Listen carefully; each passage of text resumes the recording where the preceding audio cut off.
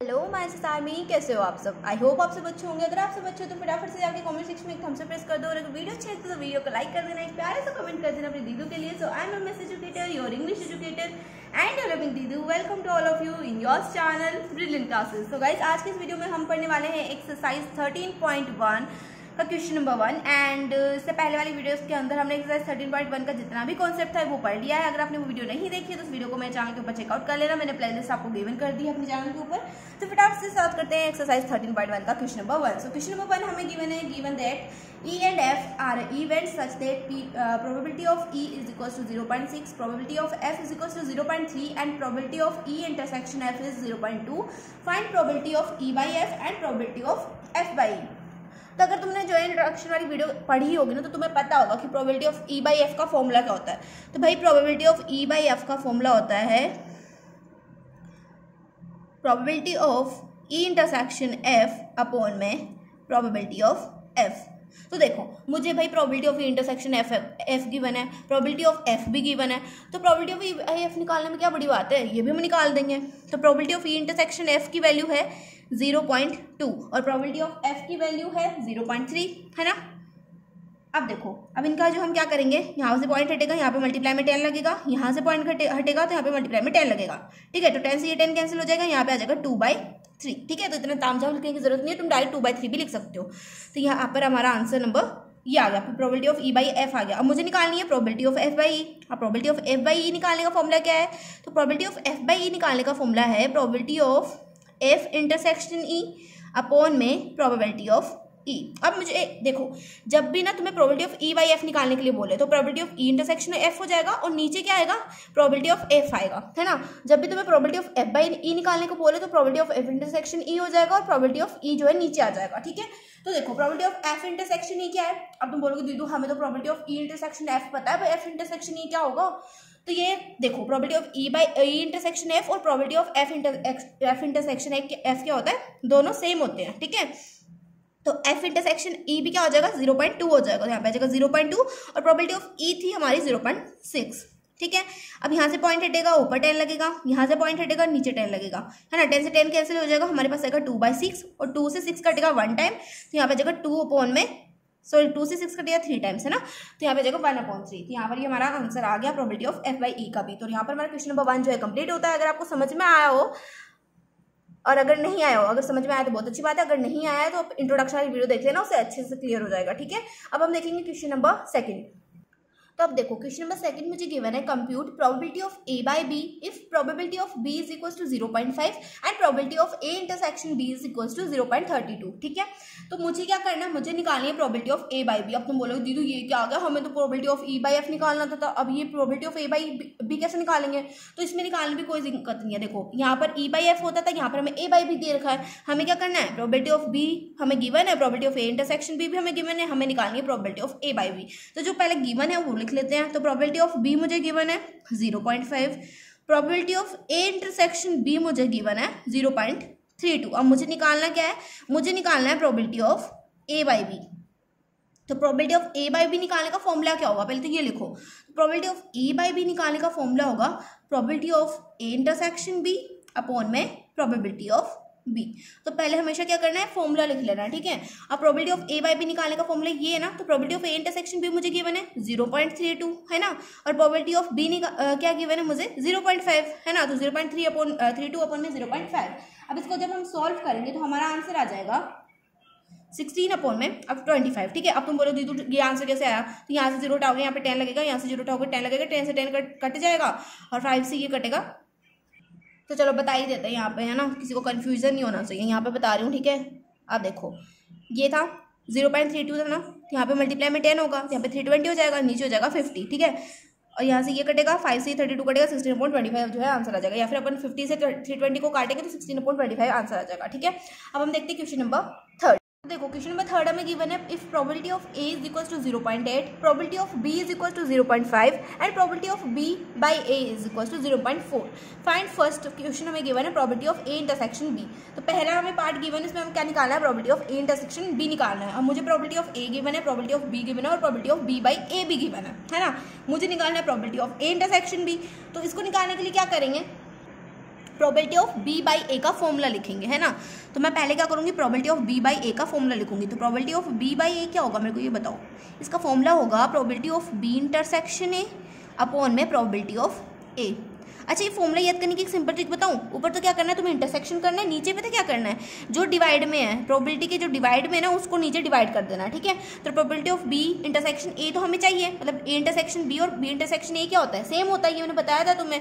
तो मुझे ये चाहिए, तो इसको क्या करेंगे हम यहीं पर रहने देंगे और प्रोबेबिलिटी ऑफ ए को इधर मल्टीप्लाई करवा देंगे। तो हमारे पास आ जाएगा प्रोबेबिलिटी ऑफ बी इंटरसेक्शन क्या आ जाएगा, ए क्या आ जाएगा हमारे पास, probability of B by A multiply में प्रोबेबिलिटी ऑफ ए। तो probability of B by A तो मुझे गिवन है 0.4 और प्रोबेबिलिटी ऑफ ए मुझे गिवन है 0.8। तो 0.4 इंटू 0.8 करोगे तो क्या आएगा, 0.32 आएगा। तो यहाँ से हमारा आंसर आ गया probability of B intersection A क्या आ गया मेरे पास, 0.32। अब तुम चाहे इसको बी इंटरसेक्शन ए लिखो या ए इंटरसेक्शन बी लिखो, बात तो सेम ही है ना यार, ठीक है। तो यहाँ पर हमारा ये फर्स्ट वाला क्वेश्चन तो सॉल्व हो गया। अब हम देखें इसका सेकेंड पार्ट। तो देखो सेकंड पार्ट के अंदर मुझे क्या निकालना है, मुझे निकालना है probability of A by B. अब probability of A by B ये मत समझ लेना कि probability of B by A दी थी वहाँ पे गिवन था तो probability of A by B भी वही लिख देंगे, ऐसा नहीं होता है, ये दोनों डिफरेंट होते हैं, ठीक है।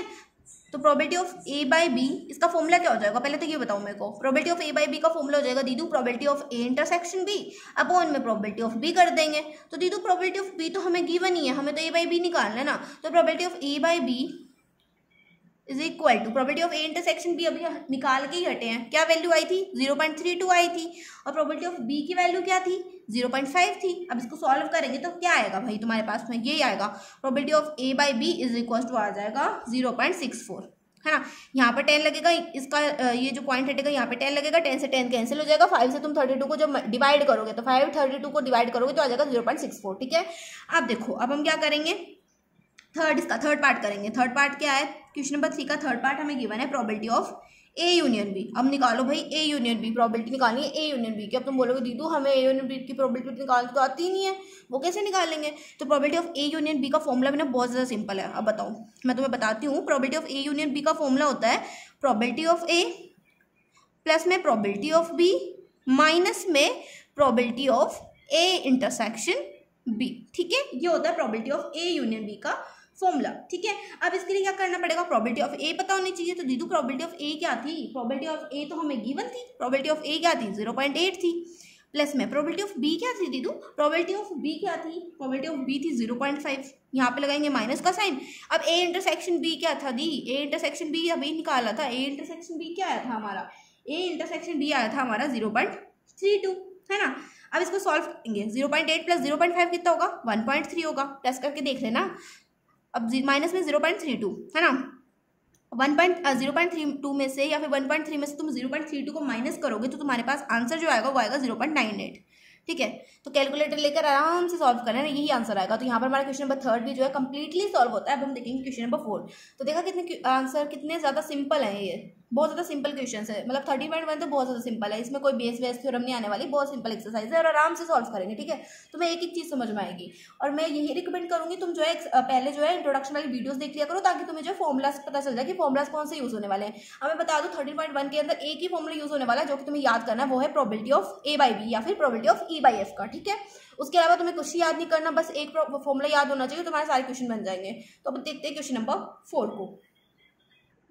अब देखो क्वेश्चन नंबर 4 हमें गिवन है evaluate probability of A union B if 2p probability of A is equals to p probability B is equals to 5/13 and probability of A by B is equals to 2/5। हमें क्या करना है, probability of A union B निकालनी है और मुझे 2 probability of A given है और p प्रोबेबिलिटी B गिवन है और A by B गिवन है। तो मुझे probability of A union B निकालना है। तो यार ये प्रोबेबिलिटी के चक्कर में मेरा प्रोनाउंसिएशन खराब हो रहा है बहुत ज़्यादा, मैं कंफ्यूज हो रही हूँ खुद ही। देखो ये निकालने के लिए क्या करेंगे, देखो ए यूनियन बी के फॉर्मूले में हमें क्या चाहिए होता है, मुझे चाहिए होता है probability of A intersection B, है ना। और मुझे यहाँ पर कहीं पर भी probability of A intersection B नहीं दिख रहा है, तो मैं क्या करूँगी, पहले तो ए इंटरसेक्शन बी की प्रोबेबिलिटी निकाल लेंगे। तो probability of A by B का फॉर्मूला लिख देंगे पहले तो, क्योंकि probability of A intersection B किस में आता है, probability of A by B के फॉर्मूले में आता है। Probability of A intersection B होता है probability of A by B होता है probability of A intersection B upon में प्रोबेबिलिटी ऑफ बी। तो probability of A intersection B मुझे निकालना है ना, तो इसके लिए मैं क्या करूंगी, प्रोबेबिलिटी ऑफ बी को इधर मल्टीप्लाई करा दूंगी। तो यहाँ पे आ जाएगा probability of A intersection B is equal to probability of A by B multiply by probability of B, ठीक है, ये बन गया हमारा probability of A intersection B निकालने का फॉर्मूला। तो probability of A by B मुझे गिवन है 2/5 है ना, और प्रोबेबिलिटी ऑफ बी मुझे क्या गिवन है 5/13। अब इसको सॉल्व कर लेंगे तो 5 2 ज़ा 10, 13 5 से कितना होता है 13 5 सा होता है, एक मिनट यहाँ से कैंसिल हो जाएगा ना, गलत हो गया देखो 5 से 5 कैंसिल हो सकता है ना, तो यहाँ पर हमारे पास जो आंसर आएगा वो आएगा 2/13।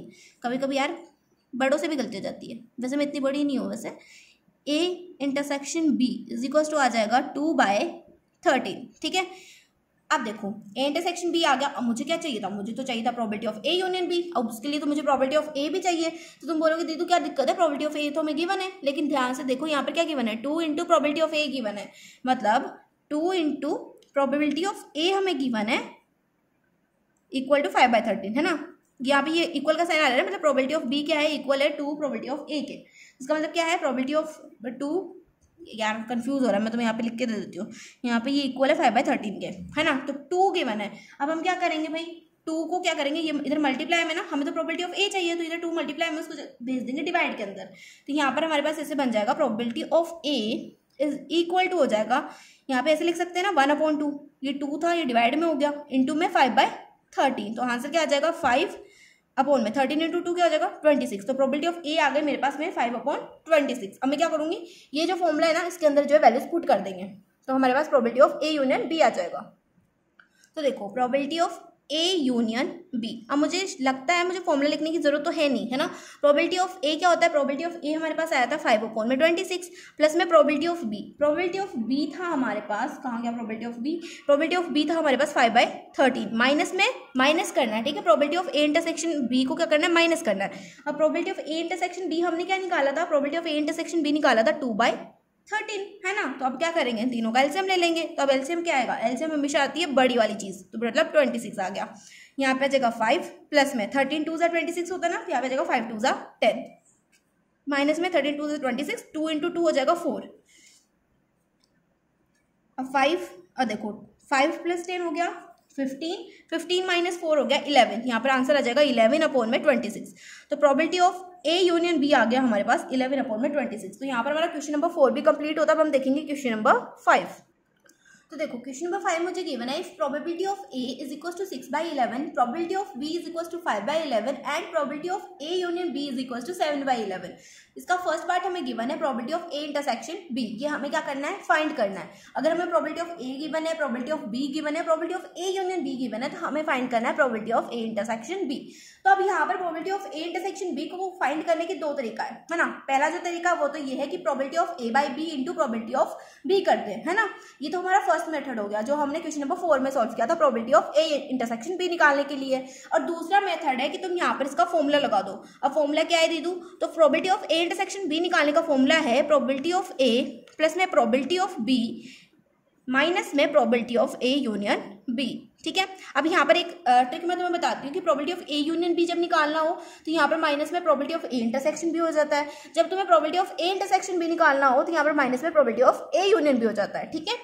तो इतनी बढ़िया ट्रिक तो नहीं थी पर मैंने तुम्हें समझा दिया, ठीक है। और प्रोबेबिलिटी ऑफ ए मुझे गिवन है 6/11, तो यहाँ पे 6/11 लिखेंगे, प्लस में प्रोबेबिलिटी ऑफ बी मुझे गिवन है 5/11, माइनस में probability of A union B given है 7/11।